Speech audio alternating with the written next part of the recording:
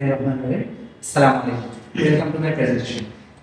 This is Masudur Rahman, Dinasar Textile Institute, 5th semester, first shift, row 247045, Department of Apparel Manufacturing. My presentation topic is Martindale Pilling Tester. যেহেতু আজকে আমার প্রেজেন্টেশনের বিষয় Martindale peeling tester, সুতরাং আমাকে প্রথমে জানতে হবে হোয়াট ইজ পিলিং। পিলিংটা আসলে কি? পিলিং হচ্ছে আমরা যখন কাপড় পরিধান করি অথবা কাপড় ধৌত করি তখন ফাইবারের পৃষ্ঠ থেকে যে অতিরিক্ত সুতা বের হয়ে আসে, এটার কারণে যে জটের সৃষ্টি হবে সেটাকে আমরা বলবো পিলিং। যেহেতু পিলিং সম্পর্কে জানলাম, এই পর্যায়ে আমার জানা দরকার যে পিলিংটা আসলে কেন হয়। যেহেতু এটি একটি কাপড়ের ত্রুটি এবং এর ফলে কাপড়ের সৌন্দর্য এবং পোশাকের সৌন্দর্য নষ্ট হয় এবং তথাপি কাপড়ের গুণগত মানটা নষ্ট হয়। সুতরাং এর কারণগুলো অবশ্যই আমার জানা প্রয়োজন। সুতরাং পিলিং এর কারণগুলো হলো, পিলিং প্রধানত ঘর্ষণের কারণে হয়ে থাকে। এছাড়াও এর কিছু কারণ রয়েছে। এর কিছু কারণগুলোর মধ্যে রয়েছে তন্তুর যে গঠন, তন্তুর যেমন গঠন হবে পিলিং এর পরিমাণ তেমন কম বা বেশি হয়ে থাকে। এরপর আসবে পিলিং এর যে রাসায়নিক গঠন, পিলিং এর রাসায়নিক গঠন বা কাঠামোটা যেরকম হবে পিলিং এর পরিমাণ কম বা বেশি হবে সেক্ষেত্রে। এরপর আসবে ফাইবারের গঠন, এরপর আসবে ফাইবারের দৈর্ঘ্য, ফাইবারের শক্তি, ফাইবারের সূক্ষ্মতা, ফাইবারের প্রসারণ এবং আমার যে কাপড়ের বুননটা আছে সেই বুননটার উপর নির্ভর করবে আমার পিলিং এর পরিমাণটা কিরকম হবে। এরপর আমরা আসি পিলিং, যেহেতু কাপড়ের মধ্যে পিলিং একটা ত্রুটি হয়ে থাকে, এটি কমানোর কৌশল অবশ্যই আছে। তো আমরা এই পর্যায়ে জেনে নিব পিলিং কিভাবে কমানো যাবে। পিলিং কমানোর প্রথম কৌশল হলো আমরা যে সুতাটা ব্যবহার করব সেই সুতাটা যেন অধিক পাকযুক্ত বা সেখানে যেন টুইস্টের পরিমাণটা বেশি হয়, তাহলে আমাদের কি হবে পিলিং এর পরিমাণটা কম হবে।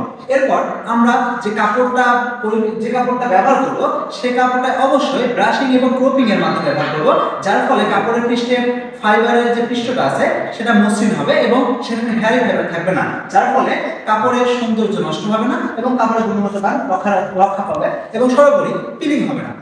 এবং আমরা আরো একটি পদ্ধতি ব্যবহার করতে পারি। আমরা যে গ্যাস সিজিং এর মাধ্যমে কাপড়ের পৃষ্ঠে যে হেয়ারি ফাইবারটা আছে সেই হেয়ারি ফাইবারটা আমরা যদি দূর করতে পারি তাহলে আমাদের পিলিং অনেকাংশে কমে যাবে।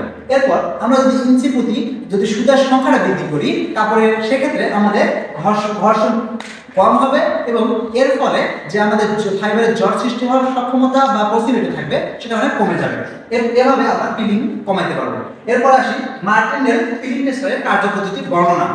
আমরা চিত্রে দেখতে পাচ্ছি এটি একটি মার্টিনডেল পিলিং টেস্টার। এর সাহায্যে আমরা পিলিং এর পিলিং কতটুকু পরিমাণ বা কি পরিমাণ পিলিং হচ্ছে সেটি আমরা জানতে পারবো।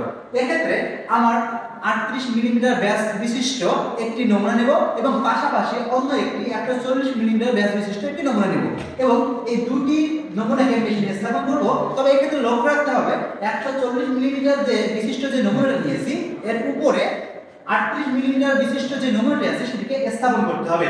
এরপর মেশিনকে 100 আরপিএম গতিতে ঘোরাতে হবে। এরপর আমরা যখন মেশিনটিকে ঘোরাবো এটি একটি নির্দিষ্ট সংখ্যক বার ঘূর্ণনের ফলে স্বয়ংক্রিয়ভাবে বন্ধ হয়ে যাবে।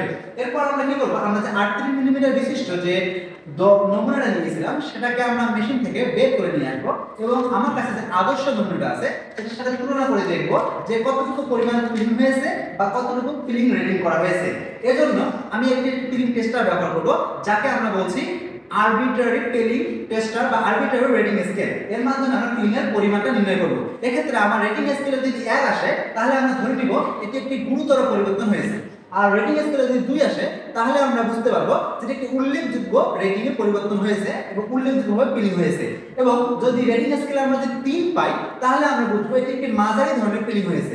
আবার পিলিং রেটিং স্কেলে যদি আমরা 4 পাই তাহলে আমরা বুঝবো এটি সামান্য পিলিং হয়েছে।